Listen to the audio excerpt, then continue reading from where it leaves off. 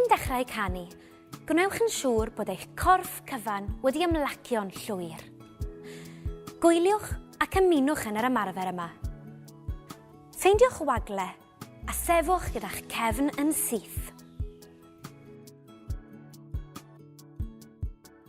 Edrychwch syth ymlaen ac estynwch eich breichiau allan i'r ochr.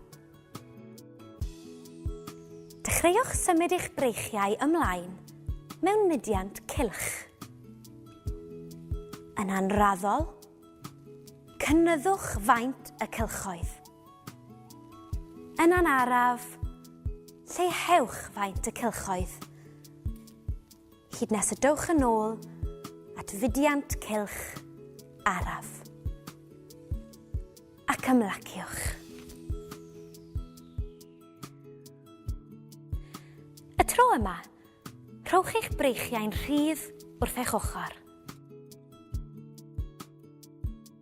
Ar ôl 4, anadlwch mewn am 4 curiad, gan symud eich braich dde i fyny uwch eich pen yn araf.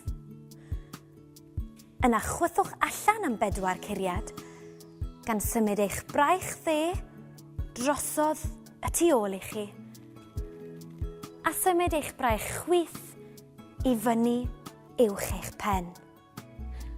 Barod? 1, 2, 3, anadlwch mewn.